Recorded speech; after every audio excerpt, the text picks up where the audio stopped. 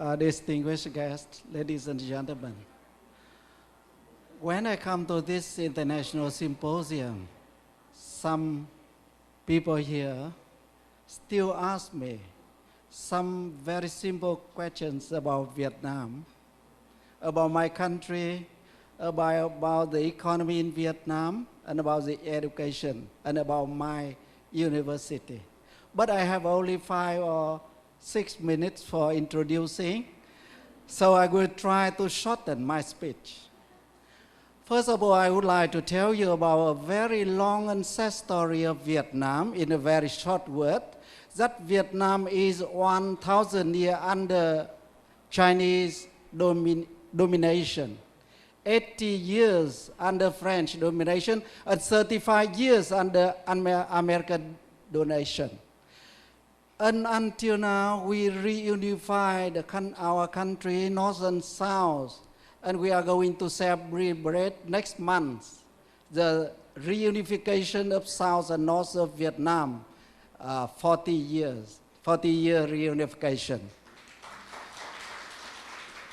And in Vietnam now, today is still holiday because we celebrate New Year's Day for 10 days.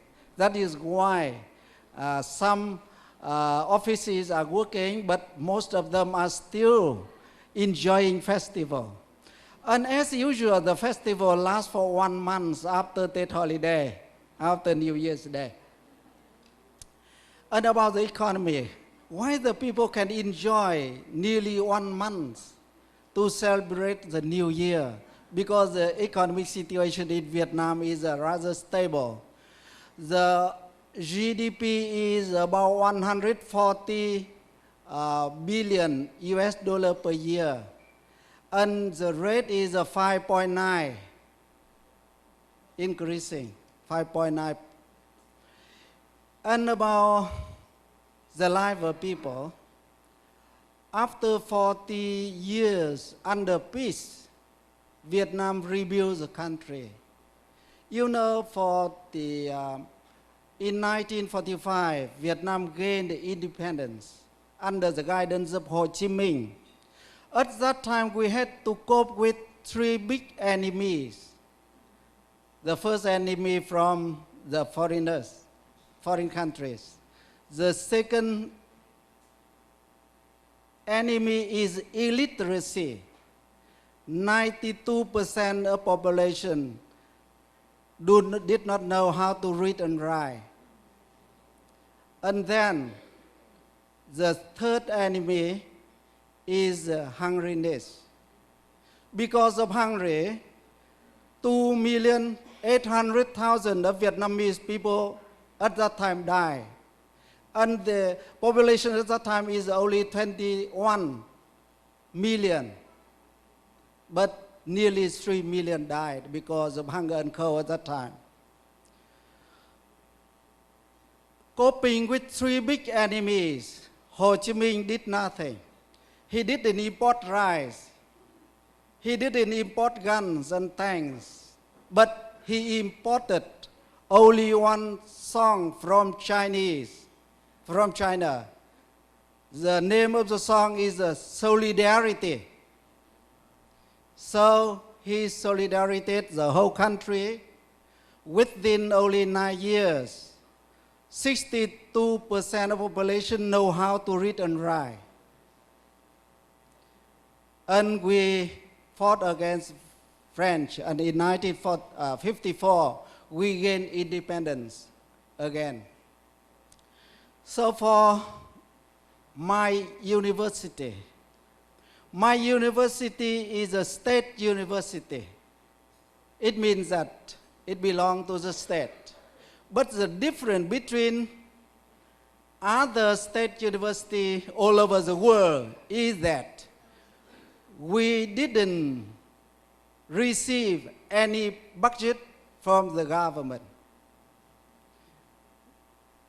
Since from beginning, 22 years ago, we got no budget from the government. We had to earn ourselves by collecting tuition fee of the learners everywhere in Vietnam, north to south. Until now, after 22 years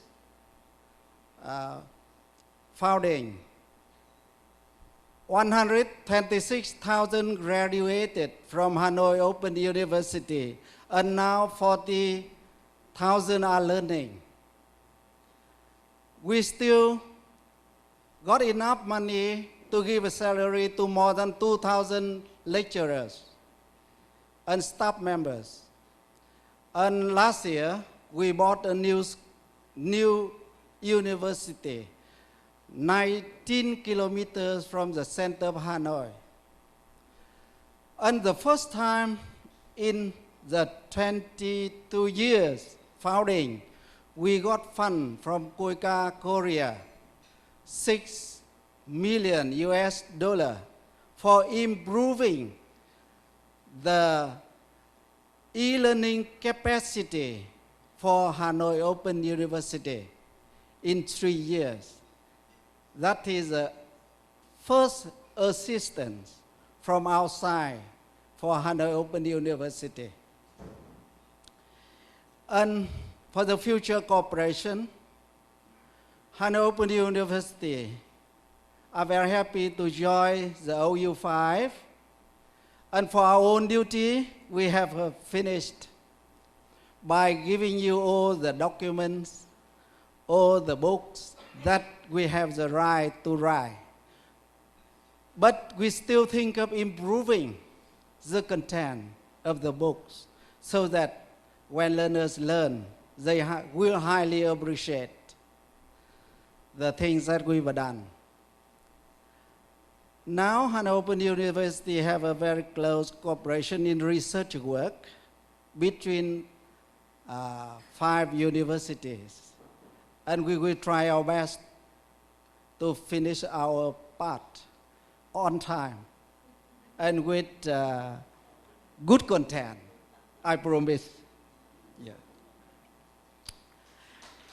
And we hope in future, many experience we learn from you, and many assistance and help from other Southeast Asian, and especially AIOU, CML Simulate, IECD, Hanoi Open University will improve the quality of training so that it can meet the needs of the people of Vietnam. I was told Bruce Alfonso that many students from Vietnam were sent to the Philippines to learn. They learn how to cultivate rice.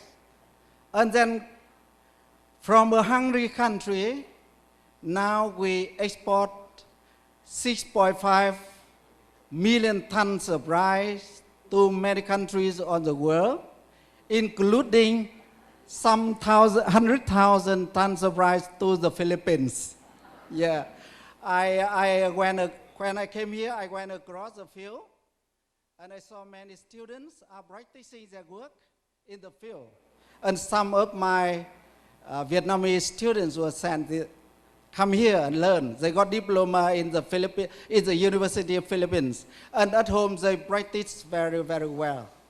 And I hope next year, some more million tons of rice will be exported to the world. Okay, thank you very much. And I hope Philippines will be the consumer of Vietnamese rice. Okay.